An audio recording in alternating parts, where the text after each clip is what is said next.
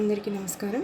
ఈరోజు మనం ఏపీ హిస్టరీలో ఫస్ట్ పార్ట్లో శాతవాహన పూర్వయుగం అంటే శాతవాహనుల కన్నా ముందు ఆది మానవుల గురించి నేర్చుకుందాం. ఆది మానవుడి కాలాన్ని రాతి యుగం లేదా పాక్ చరిత్ర అంటారు. ఈ మొత్తం కాలాన్ని ప్రాచీన, మధ్యమ, నవీన శిలాయుగాలుగా విభజిస్తారు. ఆంధ్రదేశంలోని రాతి యుగంపై పరిశోధనలు చేసి ప్రాక్ చరిత్ర పితామహుడుగా రాబర్ట్ బ్రూస్ఫుట్ పేరొందారు. క్రీస్తుశకం 1892లో రాబర్ట్ బ్రూస్ఫుట్ కమియోడ్ల కృషి ఫలితంగా అనేక అంశాలు వెలుగులోకి వచ్చాయి.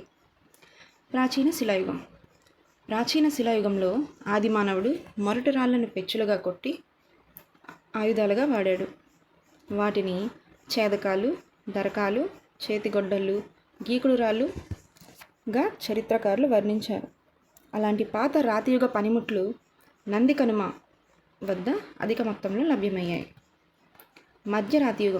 మధ్యరాతియుగంలో మానవుడు అతి చిన్న రాతి పనిముట్లను ఉపయోగించడం, జంతువులను మచ్చిక చేసుకోవడం, నిప్పును కనుక్కోవడం చేశాడు. నవీన శిలాయుగం. ఈ యుగం నాటికి ఆహార అన్వేషణ దశ నుంచి ఆహార ఉత్పాదక దశకు చేరుకున్నారు. అంటే అప్పటి వరకు ఆహారాన్ని వెతుక్కుంటూ ఉన్న వాళ్ళు ఇప్పుడు ఫుడ్ ప్రొడక్షన్ ఎలాగో నేర్చుకొని స్టార్ట్ చేశారంట. కర్నూలు జిల్లా విలస్వర్గం గుహల్లో జంతుబలి ఆధారాలు లభించాయట. గిద్దలూరు, సంగనకల్లు ప్రాంతాల్లో ఆహార ఉత్పాదకత దశకు చేరిన ఆనవాళ్లు లభించాయి.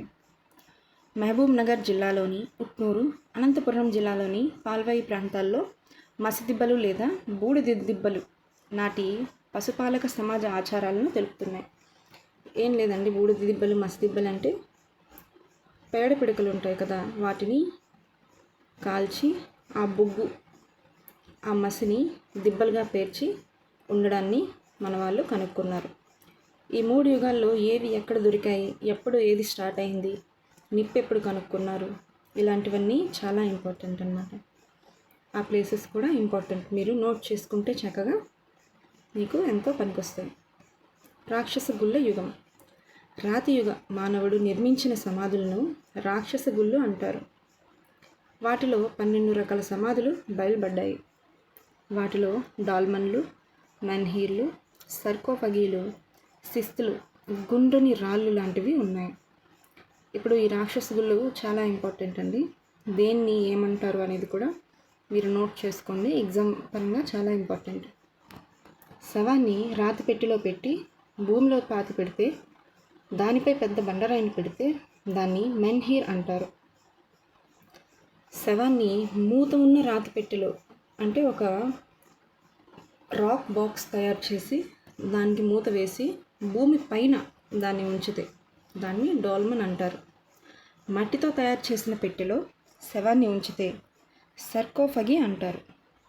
గొర్రె ఆకారం సమాధి పెట్టె కర్నూలు జిల్లాలోని శంఖవరం, ఏనుగు ఆకారం సమాధి పెట్టె నల్గొండ జిల్లాలోని ఏలేశ్వరంలో బయలుపడ్డాయి. ఇవన్నీ చాలా ఇంపార్టెంట్. ఈ రాక్షస గుళ్ళు జాగ్రత్తగా నేర్చుకోండి, వీలైతే నోట్స్ రాసుకోండి. ఇవి మీకు క్విక్ రివిజన్గా పనికొస్తాయి. మీరు మీ ఫ్రెండ్స్ ఎవరైనా గ్రూప్స్కి ప్రిపేర్ అవుతున్నట్టయితే ఈ వీడియోని లైక్ చేసి దయచేసి వాటితో షేర్ చేయండి. వాళ్ళకి కూడా ఫాస్ట్గా రివిజన్ అవ్వడానికి పనికొస్తాయి.